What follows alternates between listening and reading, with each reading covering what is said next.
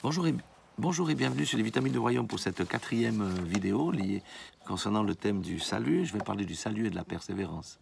Amen. Alléluia.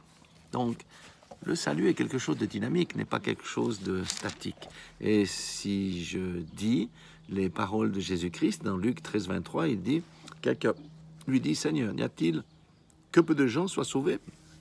Il leur répondit, efforcez-vous d'entrer par la porte étroite, car je vous le dis, beaucoup chercheront à entrer et ne pourront pas.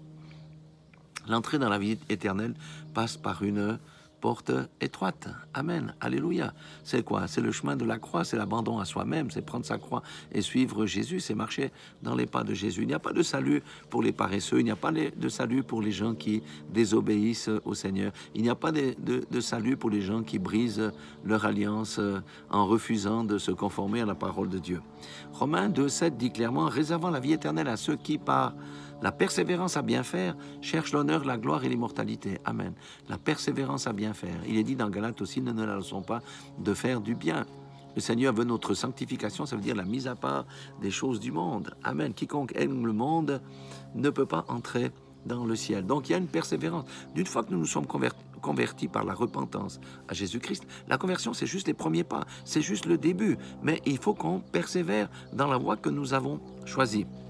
Hébreux 10, 38 d'ailleurs dit très bien, et mon juste vivra par la foi, mais s'il se retire, mon âme ne prend pas plaisir en lui. Amen. La foi c'est quoi? C'est de croire aux choses qui sont aussi notées dans la Bible et que l'on met en pratique. Alléluia. Mais si quelqu'un se retire, l'âme, il est dit ici, mon âme ne prend pas plaisir en lui. Alléluia. Non, si on a une véritable conversion, on ne peut pas perdre le salut, c'est pas possible, parce que la manière dont on marche découle directement du salut qui a été octroyé. Le salut n'est pas un salut intellectuel. Le salut, j'aime bien le mot en hébreu, ça veut dire adhérer à Jésus-Christ, adhérer au Maître, adhérer à ses préceptes. Le Seigneur n'a pas dit d'aller faire des religieux ou des croyants, il a dit d'aller faire des disciples. Les disciples, ça veut dire on suit les traces du Maître. Amen. Ça, c'est le véritable salut. Même Paul disait dans 1 Corinthiens 9, 26, « Moi donc, je cours, non pas comme à l'aventure, je frappe, non pas comme battant l'air, mais je traite durement mon corps et je le tiens assujetti, de peur d'être moi-même rejeté après avoir penché aux autres. » Amen. Alléluia. Il y a de la persévérance, on doit être persévérant jusqu'au bout. Un athlète qui court de 10 000 mètres, il est en tête jusqu'à 9 500 mètres, il ne s'arrête pas au bord de la route à 9 500 mètres. Il va jusqu'au bout. Vous savez, il y a cette notion d'effort. Pourquoi?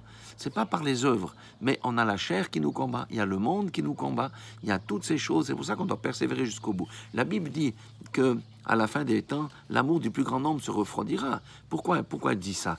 Parce qu'il y a beaucoup de gens qui ont bien commencé avec Christ, mais qui se sont arrêtés, qui sont retournés dans le monde. D'ailleurs, il y a plein d'exemples dans la Bible de gens qui étaient avec Paul, qui ont été baptisés et qui sont retournés dans le monde.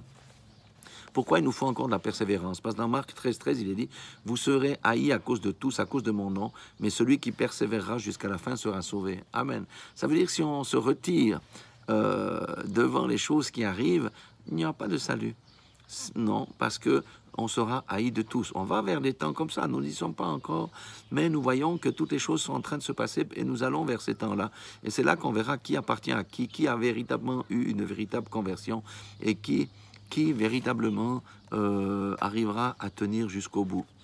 Et 1 Pierre 5,8 dit, soyez sobres, veillez, votre adversaire le diable rôde comme un lion rugissant, cherchant qu'il dévorera, résistez-lui avec une foi ferme, sachant que les mêmes souffrances sont imposées à vos frères dans le monde. Amen. La persévérance fait partie intégrante du salut, tout comme son frère jumeau, l'obéissance. L'obéissance et la persévérance ne peuvent pas être déconnectées du salut. Entendez-moi bien, c'est la parole de Dieu qui le dit.